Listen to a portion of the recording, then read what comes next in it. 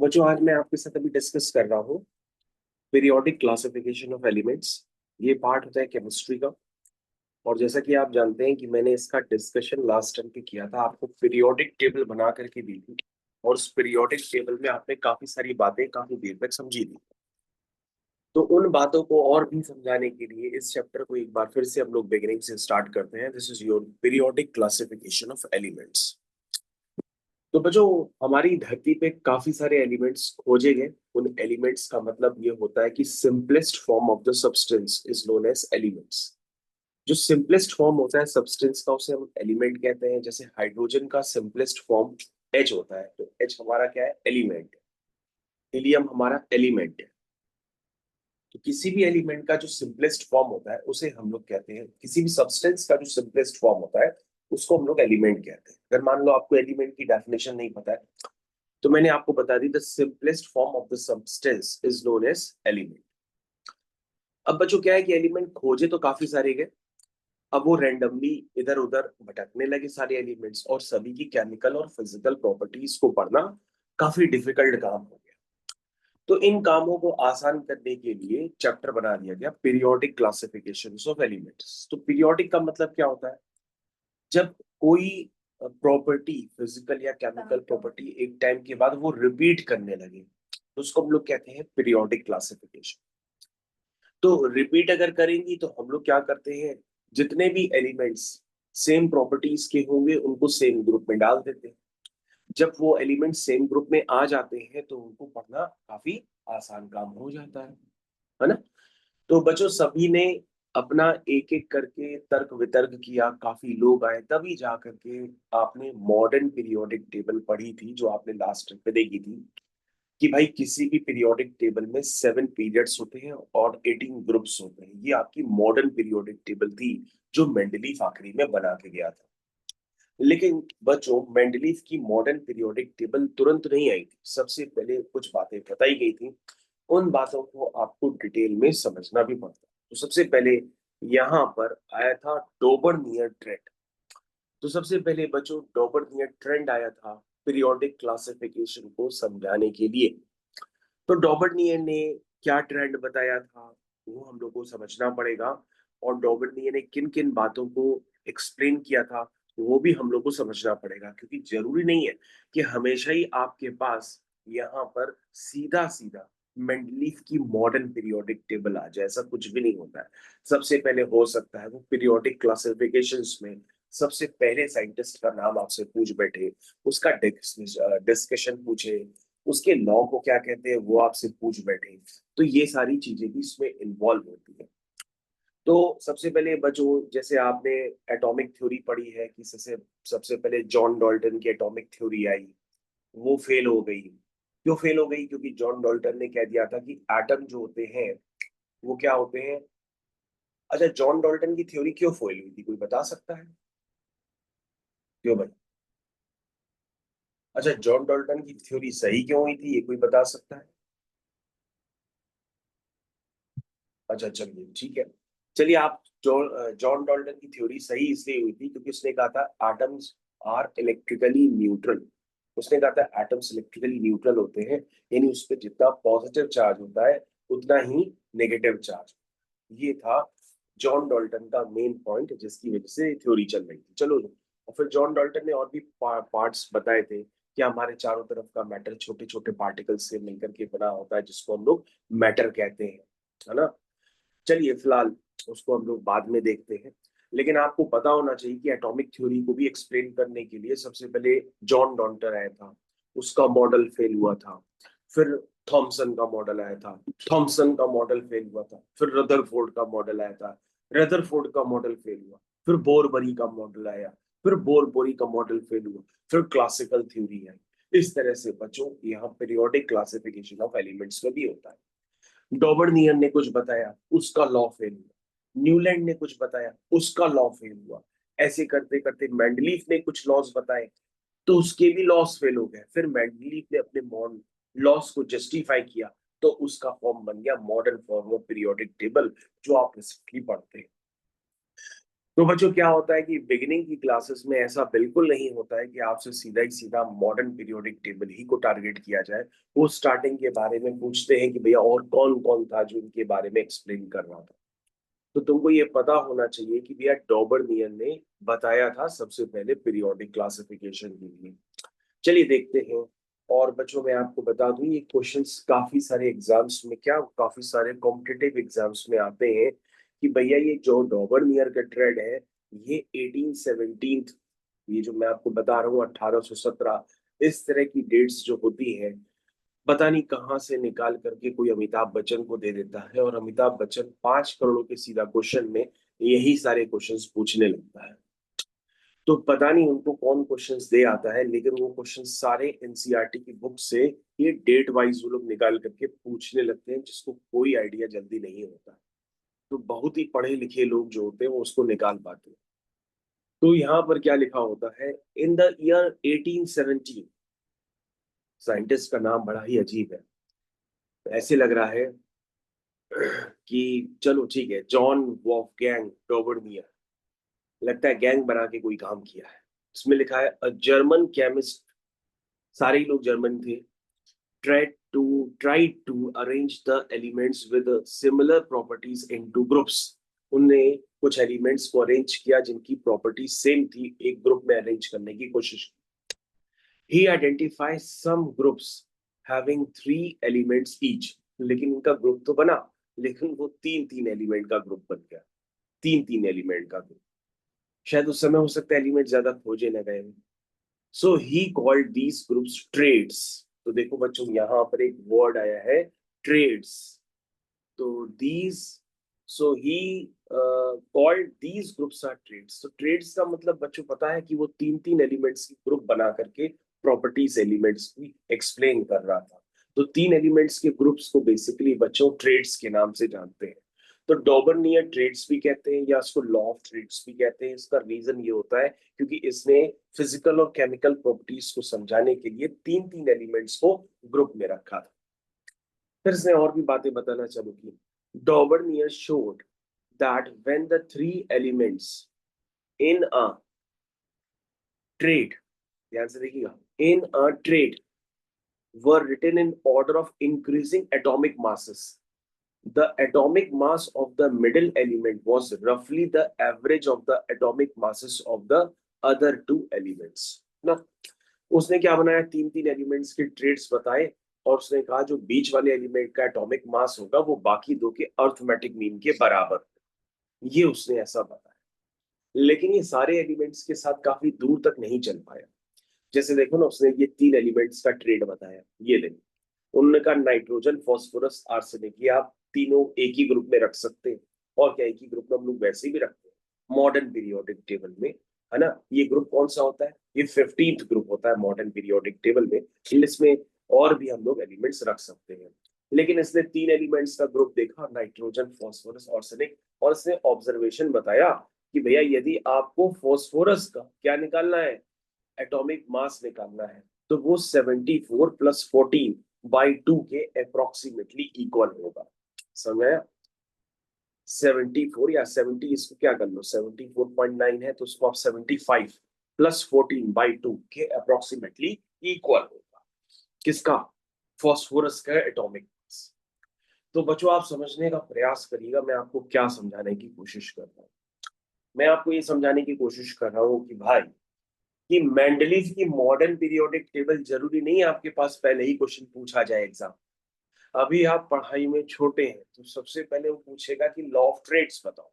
तो आप समझ लेना लॉ ऑफ ट्रेड कुछ नहीं होता। आप कहना डॉबरनियन लॉ ऑफ ट्रेड, वो कहेगा यस।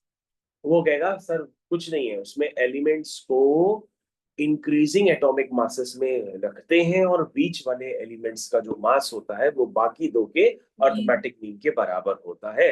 और उसने सर 3-3 एलिमेंट्स के ग्रुप बनाए थे, उसको हम लोग ट्रेड्स के नाम से भी जानते हैं। ये है सीधा सीधा डॉबरनियर लॉ। इतना बता दोगे तो सामने वाला भाग जाएगा, उसको लगेगा इसको पता है, ये डॉबरनियर से डर नहीं रहा है। उसी तरह से देखो उसने कुछ और भी ग्रुप्स बनाए, ये ग्रुप भी है। देखो उसने कहा कि भैया कैल्शियम स्ट्रोंशियम बेरियम, उसमें स्ट्रोंशियम का जो एटॉमिक मास होगा वो कैल्शियम और बेरियम के एटॉमिक मासेस के सम बाई 2 के बराबर होगा। फिर उसने कहा ब्रोमीन आयोडीन, याद रखो मैंने आपको एक ग्रुप बताया था, फिर कल बाहर आई आंटी। तो फ्लोरीन, क्लोरीन, ब्रोमीन, आयोडीन, एटमियम, ये सब एक ही ग्रुप में होते हैं। लेकिन इसने वो ग्रुप नहीं बनाया, इसने बाकी एलिमेंट्स को पता नहीं क्या हुआ, भूल गया क्या है।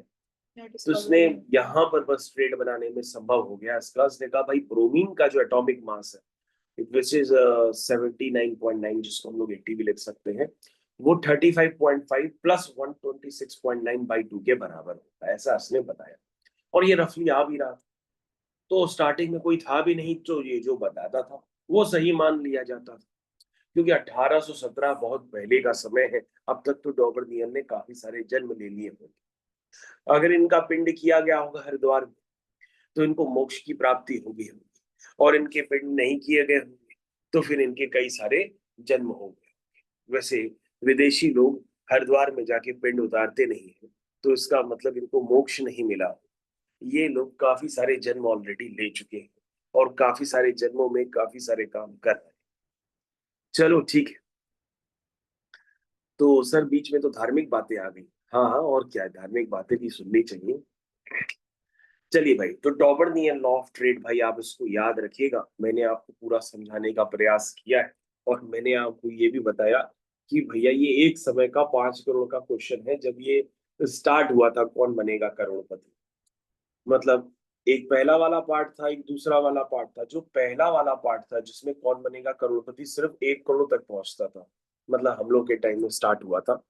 तब बच्चों ये क्वेश्चन था 1817 वाला। तब सही बच्चों बताए, तभी हमको भी नहीं पता था। हाँ, हमें बस ये पता था कि ये डॉबर्नियर होता है, लॉ ऑफ ट्रेड पता है, लेकिन ये सन हमको भी नहीं पता, क्योंकि सन तो हम भी गहराई से नहीं देखते थे। लेकिन यही क्वेश्चन उसने बना लिया था। तो ऐसे ही क्वेश्चन बनाते हैं बच्चों जिसका जवाब आप जो है दे ना पाए। लेकिन बच्चों ऐसे भी दुनिया में कई लोग हैं जो वहां तक पहुंच करके लेकर के आते हैं उतने रुपए, यानी उनको चपत लगा के ही आते हैं। कंपनी सोचती है कि वो उनको चपत लगा रही है, वो उनको चपत लगा देते हैं। कंपनी सोचती है कि ऐसे क्वेश्चन देंगे, कर ही नहीं पाएगा, पैसे क्या लेगा। ठीक है, ये है। चलिए भाई, for example take the triad. देखो बच्चों, फिर इसने बताया कि भैया triad, the triad of lithium, sodium, potassium.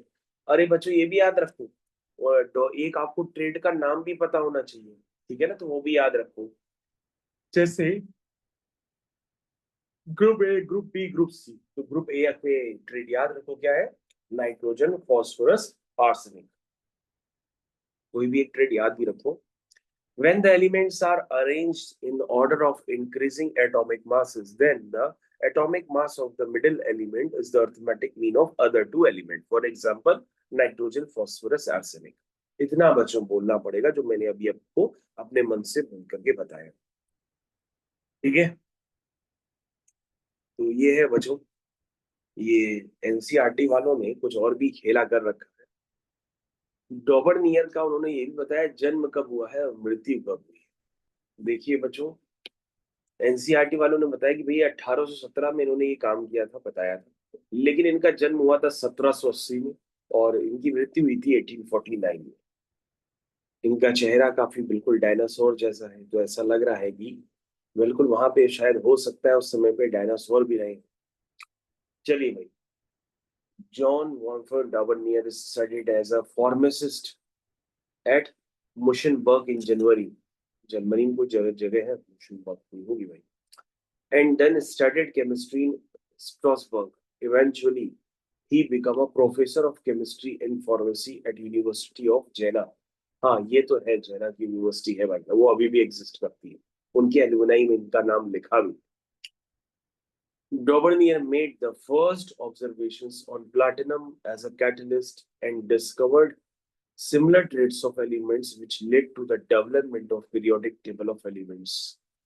मतलब इसने एक जन्म तो दे ही दिया भाई, इसने नाइट्रोजन, फॉस्फोरस, आर्सेनिक बताया ना, लेकिन जन्म तो दे ही दिया एक तरह से। अब जन्म देने के बाद फिर जैसे जैसे और एलिमेंट्स की खोज हुई तो वो उसी ग्रुप में प्लेस किए जाने लगे। मतलब कोई एक ऑर्डर तो उसने बना ही दिया कि भैया ऐसा कुछ हो सकता है जिससे आप आसान तरीके से पढ़ सकते हैं।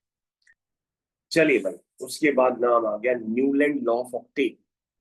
क्योंकि बच्चों उसके ट्रेड्स बहुत समय तक कामयाब नहीं हुए, ऐसा क्योंकि हर बार नहीं हुआ कि बीच वाले एलिमेंट का जो एटॉमिक मास होगा वो बाकी दो के अर्थमेटिक मीन के बराबर होगा, ऐसा हर बार नहीं हुआ। बहुत सारे ट्रेड्स में फेल होने लगा। तो तब एक और साइंटिस्ट आ गया, उसका नाम है न्यूलैंड।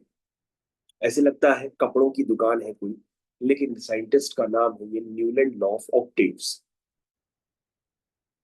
हाँ, न्यूलैंड के पढ़ के मन में ये भी आता है कि न्यूटन तो नहीं लिखा, न्यूटन नहीं लिखा, ये न्यूलैंड लिखा हुआ है। चलिए भाई, लिखते हैं क्या लिखा है। The attempts of Daubeney encouraged other chemists to correlate the properties of elements with their atomic masses. In 1866, John Newland, 1817 के बाद 1866 में जॉन न्यूलैंड आया। तो ये क्या मृत्यु के बाद आया है? हाँ बेटा, 1849 में खत्म हो चुका था, तब इसलिए आया है 1866 में। ये बच्चों इंग्लिश साइंटिस्ट। इंग्लिश साइंटिस्ट का मतलब ये होता है कि मतलब ये शायद यूएस वगैरह से बिलोंग करता है ना, वो यूके से बिलोंग कर रहा था, ये यूएस से बिलोंग कर रहा है। Arrange the known elements in order of increasing atomic masses। ठीक है, in order of increasing atomic masses। बच्चों इसने भी एलिमेंट्स को अरेंज तो किया है, लेकिन in order of increasing atomic masses। फिर देखिए, he started with the element having the lowest atomic mass and ended at thorium, which was the 56th element। उस समय का 56 एलिमेंट होगा। He found that every eighth element had properties similar to that of first। कह रहा है कि जब आप एलिमेंट्स को अरेंज करेंगे तो अरेंज करते करते आठवें एलिमेंट की जो प्रॉपर्टी होगी वो पहले वाले एलिमेंट के साथ मैच करने लगेगी। यानी इसने एलिमेंट्स को तीन तीन ग्रुप के फॉर्म में अरेंज नहीं किया, उसने पहले 7 लिखने हैं।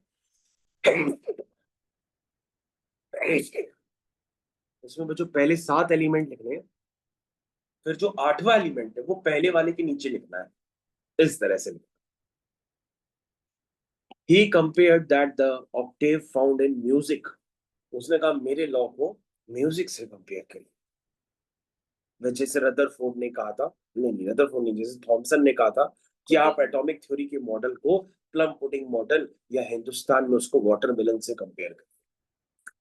तो उसका मॉडल फिलहाल फेल हो गया, तो उसने कहा था कि भाई जो वाटरमेलन होता है उसमें जो काले काले बीज होते हैं वो इलेक्ट्रॉन होते हैं, और जो लाल वाला पार्ट होता है वो पॉजिटिव चार्ज होता है, ऐसा कहा था थॉमसन।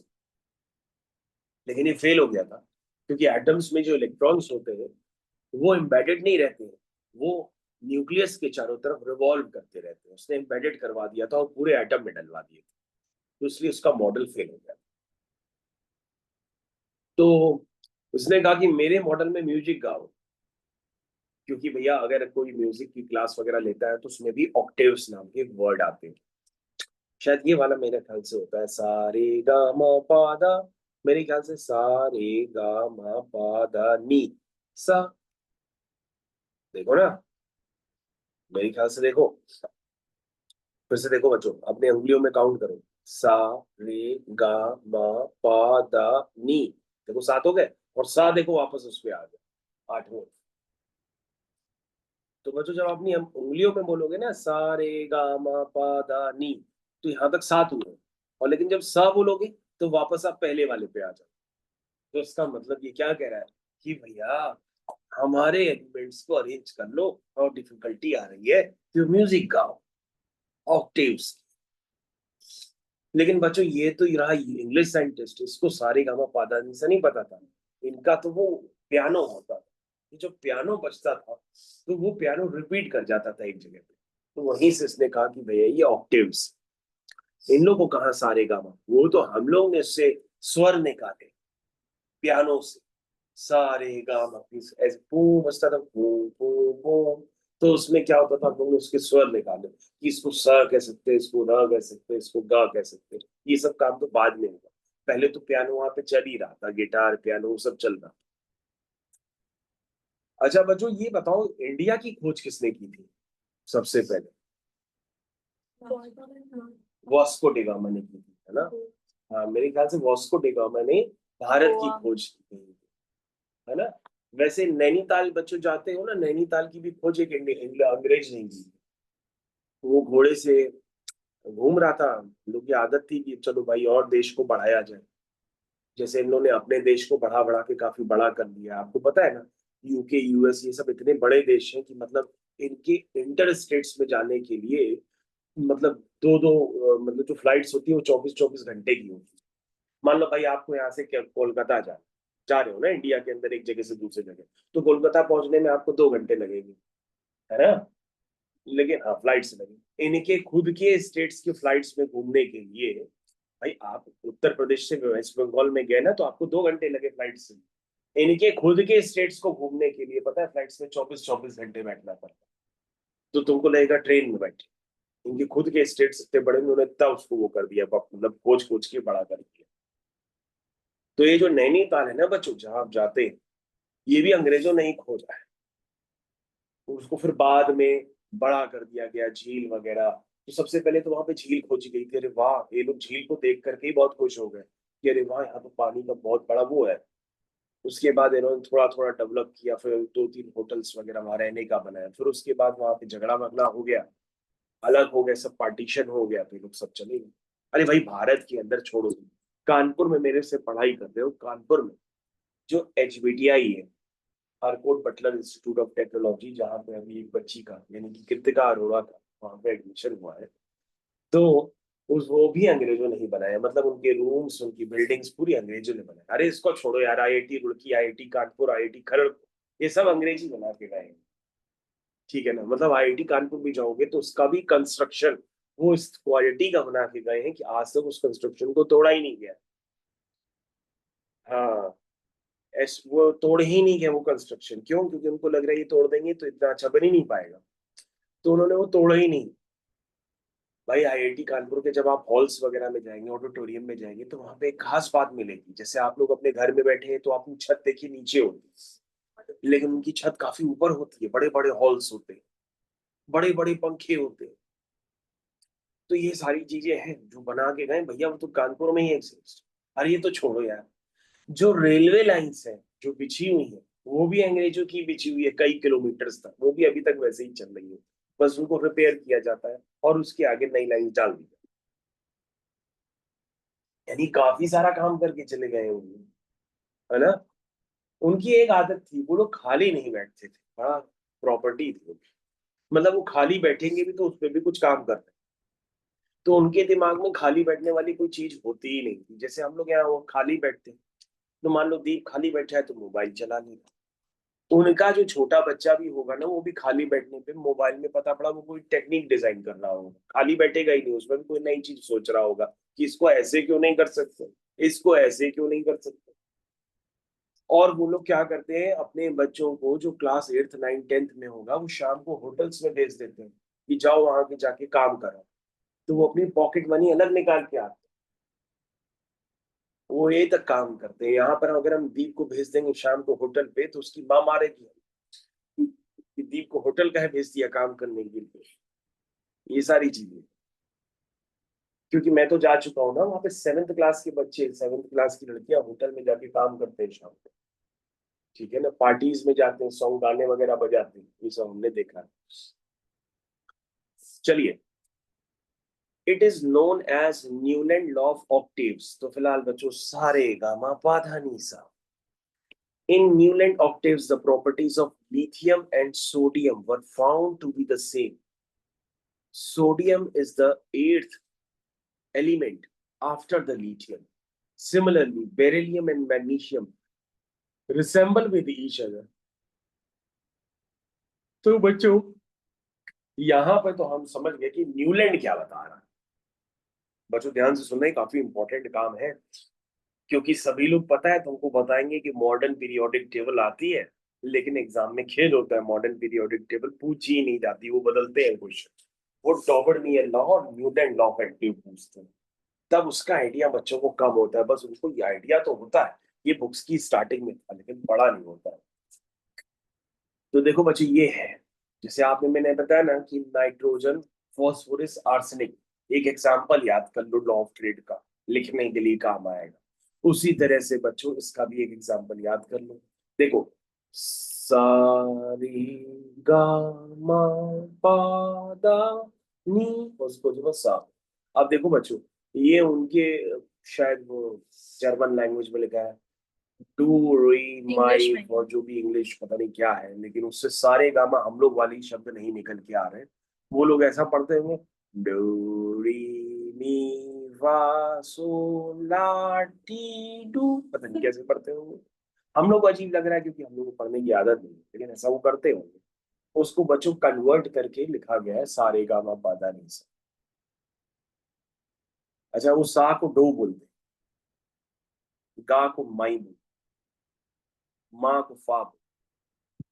ठीक है, चलिए देखो बच्चों, ये hydrogen, lithium, beryllium, magnesium, nitrogen, oxygen, ये देखो बच्चों 7 एलिमेंट हो गए। देखो बच्चों, ये पहला, देखना बच्चों, एक मिनट जरा, मैं इसको पतला कर लूं पहले। पहला, दूसरा, तीसरा, चौथा, पांचवा, छठा, सातवां, ये देखो 8। तो फ्लोरीन और हाइड्रोजन एक ग्रुप में क्यों आए? क्योंकि दोनों की वैलेंसी क्या होती है? सेम। हाइड्रोजन की भी 1 होती है और फ्लोरीन की भी 1 होती है, क्योंकि एक्चुअली में फ्लोरीन का एटॉमिक नंबर होता है 9। 9 का मतलब होता है 2,7, और 7 का मतलब अगर इसको एक इलेक्ट्रॉन मिल जाएगा तो ये स्टेबल हो जाएगा, मतलब फ्लोरीन की वैलेंसी क्या है? 1। तो देखो सेम ग्रुप में आने लगा है? तो तुम ये ना कहना कि सर ये एटॉमिक नंबर तो उसका 8 आ रहा है। नहीं नहीं नहीं, यहाँ पे एटॉमिक नंबर नाम की तो चीज ही नहीं डिस्कवर हुई है। यहाँ पे जो डिस्कवर हुए हैं बच्चों, एटॉमिक मासेस ही डिस्कवर हुए हैं। इसलिए ये लोग अपने नोट्स में एटॉमिक नंबर्स का तो अभी जिक्र ही नहीं कर रहे हैं। इन्होंने अपने नोट्स में जितने भी साइंटिस्ट, ये सब इंक्रीजिंग एटॉमिक मासेस पे बोले जा रहे हैं। मेंडलीव भी अभी आएगा, वो भी बोलेगा इंक्रीजिंग एटॉमिक मासेस पे ही बोलेगा। तब मेंडलीव को कुछ दिनों बाद रियलाइज होगा, तब उसने मॉडर्न पीरियोडिक टेबल बनाई है। ठीक है, तो वो जो मॉडर्न पीरियोडिक टेबल जो बनाई है वो एक्चुअली में मेंडलीव ने नहीं बनाई है। बोला जाता है मेंडलीव मॉडर्न पीरियोडिक टेबल, लेकिन उसमें मेन रोल, मेन एक्सपेरिमेंट जिस साइंटिस्ट का है उसका नाम है, वो भी पूछा जाता है एग्जाम। उसका नाम बड़ा आसान है, मौजले। उसका एग्जाम है, नाम है साइंटिस्ट का मौजले, और उसको हम लोग इंग्लिश में बोलते हैं मौजले। क्या नाम है उसका? मौजले। और हिंदी वर्जन में लिखा जाता है मौजले। ठीक है ना? तो मौजले उसका नाम। मौजले कोई एक्सपेरिमेंट कर रहा था, तब उसने दिखाया कि भैया अगर आप एलिमेंट्स को अरेंज करोगे इंक्रीजिंग एटॉमिक नंबर्स पे, तो आपकी पूरी पीरियोडिक टेबल सही शॉट तैयार हो जाए। वो एक्सपेरिमेंट कर रहा था, तो उसको फ्रीक्वेंसी से रिलेशन कोई मिला, तब जाकर के उसने बात को जस्टिफाई किया, और उसने ये बात मेंडलीफ को बताई, और मेंडलीफ ने उस पीरियोडिक टेबल को बदल करके इंक्रीजिंग एटॉमिक नंबर्स पे अरेंज किया, और वो सही बन गया। ठीक है, मतलब एलिमेंट्स ने अपनी पीरियोडिक टेबल जो पुरानी वाली थी उसी में बस थोड़ा सा चेंज किया, और एटॉमिक नंबर्स डेवलप कर और काम हो। तो बच्चों आपको एक ऑक्टेव तो याद रखना पड़ेगा। Hydrogen, lithium, beryllium, boron, carbon, nitrogen. कहोगे सर ये तो सिंपल सिंपल लिखा है। देख लेते हैं बेटा, सिंपल सिंपल नहीं है। अगर सिंपल सिंपल बोलोगे वो गलत हो जाएगा। देखो बीच में इन्होंने हीलियम गायब करा, तो हाइड्रोजन के बाद हीलियम आता, लेकिन नहीं आता है, इन्होंने नहीं लिखा। तुम्हें तो मॉडर्न के हिसाब से पता है, हाइड्रोजन है, हीलियम काटा है, lithium, beryllium, boron, carbon, nitrogen, oxygen, fluorine. तो बच्चों बीच में आप क्या करो ना, बीच में बस हीलियम को हटा दो और बाकी सब एज इट इज बोल दो, तो तुम्हारा क्या तैयार हो जाएगा? एक ऑक्टेव तैयार हो जाएगा। क्योंकि बच्चों एक एग्जाम्पल तो आपको बताना ही पड़ेगा, ये एक ऑक्टेव का एग्जाम्पल है। ठीक है ना? तो बच्चों एक ऑक्टेव का एग्जाम्पल बनाना पड़ेगा। फिर देखिए क्या लिखा, फ्लोरीन के बाद क्या होता है? फ्लोरीन के बाद होता है नियॉन, उन्होंने नियॉन को हटा दिया। फिर sodium, magnesium, aluminium, silicon, phosphorus, sulphur, chlorine. यानी तुम्हें एक और ऑक्टेव को याद रख सकते हो। यहाँ से हीलियम को रिमूव कर दो, यहाँ से नियॉन को रिमूव कर दो, और बाकी सब लिख दो, एक और ऑक्टेव तैयार हो जाए। है ना? ये चीज। तो बच्चों 2 ही ऑक्टेव काफी। इसके आगे देखो बच्चों, लगता है एलिमेंट्स खोजे नहीं गए, खाली बड़ी है जगह, तैयार कर रही है किसी और का, इंतजार कर रही है किसी और का। अच्छा, अभी बच्चों थोड़ी देर पहले, क्या मैंने 3-4 दिन पहले मैंने जी बिजनेस पे देखा, तो उन्होंने एक वीडियो दिखाया। उन्होंने दिखाया कि चाइना जो है स्पेस पे वो भेज रहा है। क्या भेज रहा था? नहीं नहीं, सैटेलाइट नहीं भेज रहा था। वो क्या होता है जो सामान लेकर के जाते हैं पूरा। हाँ हाँ, सामान लेके पूरा जाते हैं। मैं पहले यात्री जाते थे उसमें बैठकर, अब यात्री नहीं जा रहे थे, सीधा स्पेस पे सामान जा रहा था यात्रियों के, मतलब उसमें रॉकेट, मतलब कुछ जा रहा था काफी बड़ा सा। तो ये इजी बिजनेस। हाँ हाँ, तो मैं आपको उसका वीडियो दिखाता हूँ। तो उसमें बहुत सारे कमेंट भी आए बच्चों। तो ये चाइना ने काफी आगे काम किया है इस पे। चाइना क्या, चाइना ऑलरेडी काफी आगे। जब आप उसकी सिटीज में भी घूमेंगे तो आपको खुद ही अंदाजा लग जाएगा कि वो इंडिया से आगे चल रहा है काफी। जबकि वहां पर हम लोग से ज्यादा बाढ़ और भूकंप आते हैं, उसके बावजूद वो हम लोग से आगे निकल जाते हैं, क्योंकि उन लोग के पास फालतू सा टाइम बिल्कुल नहीं है। देखो, मैं आप लोगों को दिखाता हूँ।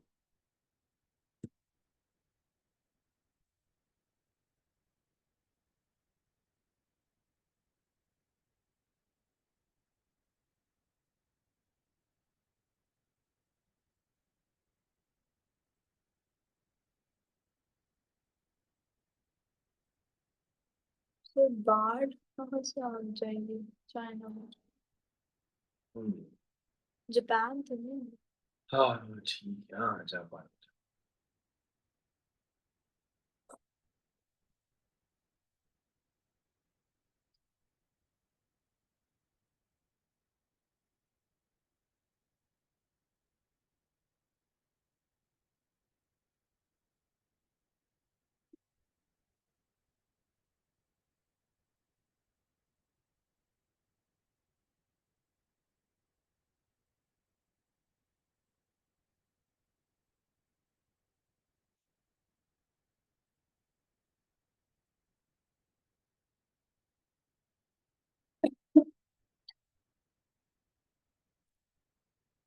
बस जो लगता है वो शॉर्ट इन्होंने बना दिया है।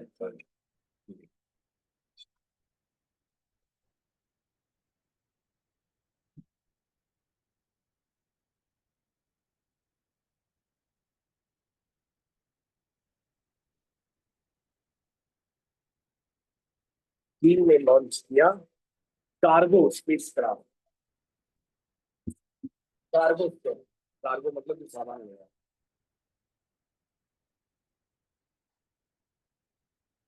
ना, लेंथ में काफी बड़ा है। कार्गो ले, कार्गो, कार्गो का मतलब ये होता है जो अपना सामान ले जाए। कार्गो स्पेसक्राफ्ट है ना। तो पहुंच गया वो सफलतापूर्वक, क्रैश वैश नहीं कहाँ किया, फिर? पर पहुंचा गया, उनके यात्रियों के लिए सब सामान ले गया। तो कार्गो भेजा है। कार्गो का मतलब जैसे सामान कार्गो नहीं होते हैं अपने एयरप्लेन्स की वैसे। तो पहले कार्गोस थोड़ा ना डेवलप किए गए थे, पहले तो ऐसे ही जाता था जुगाड़ से। हम्म। तो बच्चों ये है न्यूलैंड की कहानी। न्यूलैंड की कहानी घर घर की जुबानी। आपको याद रखना पड़ेगा कि न्यूलैंड ने क्या बताया था। तो बच्चों अभी हम लोग न्यूलैंड पे इसको ब्रेक देते हैं, और उसके बाद हम लोग आने वाले समय में पढ़ेंगे मेकिंग ऑर्डर आउट ऑफ, क्या लिखा है बच्चों? chaos। कियोस का मतलब क्या होता है? मतलब बहुत क्या? ट्रबल, मतलब जहाँ पे बहुत परेशानी हो। हाँ, making order of out of. हाँ। हाँ, तो जो देखो बेचारे ने किया ना काम, उसको चियोस के नाम से, क्या कहती हो तुम उसको? chaos। कियोस के नाम से तुम लोग पुकार रहे हो कि रिजेक्शन हुआ है यहाँ पर। हाँ, यहाँ पे देखो बच्चों कितनी मेहनत से इसको रिजेक्शन किया गया है। न्यूलैंड लॉ ऑफ रिजेक्शन हुआ, डॉवरनियर का रिजेक्शन। तो रिजेक्शन बच्चों ऐसे नहीं होते हैं, ये सब भी साइंटिस्ट, इनको रिजेक्शन करने के लिए भी काफी सारी परमिशन आई होंगी, ये सब हुआ होगा, तब ये रिजेक्ट करके तब उसको माना गया।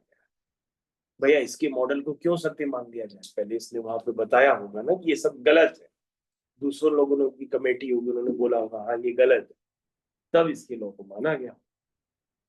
तो काफी इसमें वो होता है, तभी वो शायद वर्ड लिखा है, क्या लिखा है, कियोस। तो बच्चों ये आ गया फाइनली आपके सामने पहली बार मेंटली। सुनने में लग रहा था बड़ा स्मार्ट आदमी होगा, लेकिन बच्चों ये लोग स्मार्ट होते हैं, लेकिन बेसिकली क्या होता है कि काफी अंत में ये सब रिसर्च होती है, तब तक ये काफी इनके बाल बड़े हो चुके होते हैं। और देखने में बच्चों ये लोग सब अच्छे होते हैं, लेकिन एक टाइम के बाद खराब लगते हैं। ठीक है, ये है बच्चों आपकी स्क्रीन पर मेंटली पहली बार।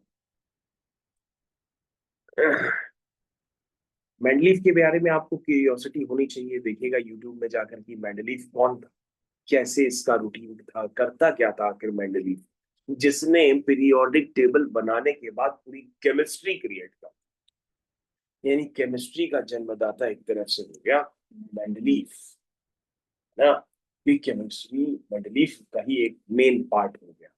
इसके बारे में आप लोग देखिएगा, ये था कौन आखिर ये भाई, जिसने पूरे एटॉमिक बम तक को क्रिएट करने में योगदान दे दिया अपने मरने के बाद, क्योंकि ये रेडियो एक्टिव मटेरियल्स भी बता के चला गया था। उसने कह दिया था कि भैया ये वाले एलिमेंट्स में न्यूट्रॉन अपॉन प्रोटॉन का रेशियो 1 से बड़ा है।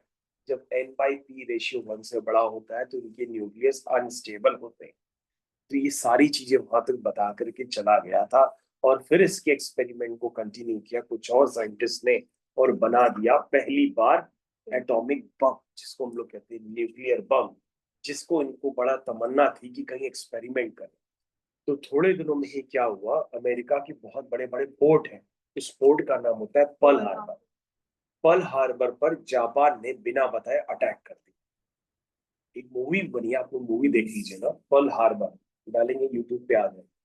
उस मूवी पर यही बताया गया है कि अमेरिका ने जानबूझकर जापान पे अटैक नहीं किया। पहले पर्ल हार्बर, जो अमेरिका के पोर्ट थे जिसमें अमेरिका के 28,000 सैनिक मारे गए थे, जिसपे जापान ने बिना बताए अटैक किया था। और जापान ने सोचा ही अगर हमने इसके पर्ल हार्बर पोर्ट को खत्म कर दिया तो ये अमेरिका खत्म हो जाए, ये उसकी गलती थी। और अमेरिका ने कहा कि अब तो हमारे पास एटॉमिक बम भी तैयार है, तो चलो हम लोग इसका एक्सपेरिमेंट ही कर लेते हैं। उठा के सीधा एटॉमिक बम उठा करके इसके ऊपर गिराया, है ना, और इसके पूरे पूरे शहर ही खत्म कर दिए। तब जा करके ये लोग सरेंडर हो गए कि भैया माफी माफी माफी, इस तरह से। ठीक है ना। उसके बाद बच्चों यही वर्ल्ड वॉर था, इसको बच्चों वर्ल्ड वॉर कहते हैं। और यही वर्ल्ड वॉर के बाद जो है पहला वर्ल्ड वॉर शायद यही था, ये दूसरा था, ये दूसरा था बच्चों वर्ल्ड वॉर। तो बच्चों दूसरे वर्ल्ड वॉर में एटॉमिक बम, वर्ल्ड वॉर का मतलब यही होता है बच्चों, उसमें कहीं ना कहीं एटॉमिक बम यूज कर लिए जाते हैं, पूरे पूरे देश को खत्म किया जाता है। और उसमें एक देश को खत्म करने के लिए किसी एक देश का हाथ नहीं होता है, उसमें 4-5 देश इन्वॉल्व हो जाते हैं। तो उसी को हम लोग कहते हैं वर्ल्ड वॉर। यानी वर्ल्ड वॉर का मतलब एक पूरा देश का ग्रुप अलग होगा, दूसरे देश का ग्रुप पूरा अलग होगा। ऐसा नहीं होगा कि सारे देश अलग अलग अलग अलग लड़ रहे हैं, ऐसा नहीं होता है। ग्रुप में बढ़ जाता है, ये ग्रुप इधर हो गया, ये ग्रुप ए ग्रुप भी अलग हो गया, है ना। जैसे इंडिया के साथ रशिया खड़ा हो गया, इंडिया के साथ चाइना, कोई भी अमेरिका के साथ चाइना खड़ा होगा, तो इस तरह से ग्रुपिंग होता है। तो जब ग्रुपिंग हो जाती है तो उस समय वर्ल्ड वॉर का नाम लेती है, और तब ये लोग एटॉमिक बम वगैरह यूज करते हैं। तब इनकी मजबूरी हो जाती है, क्योंकि दूसरे को लगता है अब ये लोग बेवकूफ हैं, ये लोग कुछ नहीं कर पाएंगे, इनको खत्म कर देते हैं। लेकिन ऐसा होता नहीं है, ये लोग अपने एटॉमिक बम का यूज करते हैं।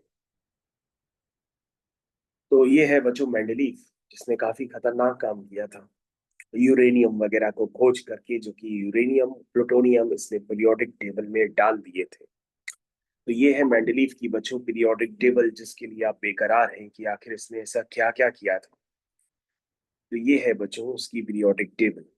बहुत ही खतरनाक पीरियोडिक टेबल इसने डिजाइन कर ली थी, और उसमें काफी सारे जो एलिमेंट्स खोजे नहीं गए थे, उन एलिमेंट्स को भी यहाँ पर खोज करके इसने डालने का पूरा प्रयास किया। और यहीं से रेडियो एक्टिव मटेरियल्स को खोजा गया कि भैया ऐसा है ना कि यहाँ से हाफनेनियम ऐसे लेंथेनियम इस तरह के एलिमेंट्स मिलना चालू हुए। इन्होंने रिसर्च और बढ़ा दिया और खोज की और जमीनों की खुदाई की, वहां फिर उनको मिल गया यूरेनियम। यूरेनियम पता थोड़ा ना था इसका नाम यूरेनियम है, उसमें प्रैक्टिस की गई, उसके एक्सपेरिमेंट किए गए तो पता पड़ा, रे बाप ये तो बहुत खतरनाक है, ये एलिमेंट तो बहुत ही खतरनाक है, इस एलिमेंट के 100 ग्राम से ही बहुत सारा काम हो जाएगा, सिर्फ 100 ग्राम से। जबकि अमेरिका के जो बम्बार्डमेंट वाले प्लेन होते हैं जो सिर्फ बम को ही ले जाते हैं, आदमी बैठता ही नहीं उसमें, वो 10-10 हजार किलो के ले जाते हैं, मतलब 10,000 kgs के वो बम होते हैं, बम्बार्डर जो ले जाता है ना। तो उसको बच्चों जो इसके पास अमेरिका के पास एक बॉम्ब बॉर्डर है, वो किसी रडार वगैरह पे नहीं आता है, मतलब वो जब निकलेगा उसमें इंसान भी नहीं होगा ना, वो उसको कोई कैच कर पाएगा जब वो दूसरे देश की सीमा में घुसेगा, तो इस तरह का बना हुआ। इसलिए अमेरिका उसका एक्सपोर्ट इंपोर्ट कुछ नहीं करता है, उसकी टेक्नोलॉजी खुद की है। मतलब दूसरे देश में जब वो विमान घुसेगा तो दूसरे को पता भी नहीं पड़ेगा। उसी का फायदा उसने कहाँ किया था, ईरान को अभी खत्म करने में किया था। ईरान की उस जगह पर उसने वो बम गिराए जहां पर उसको लग रहा था कि यहीं पे इसने सारा एटॉमिक बम का काम किया हो। अब वो पता नहीं खत्म हुए कि नहीं, है ना। ईरान तो कहता है ये लोग कुछ नहीं कर पाए, अमेरिका कहता है खत्म हो गया, लोग झूठ झूठ बोल रहे हैं। ये अमेरिका ने बच्चों ओसामा बिन लादेन को भी खोज के मारा था, है ना, ये चीज है। चलिए ठीक है बच्चों, क्लास ओवर करते हैं।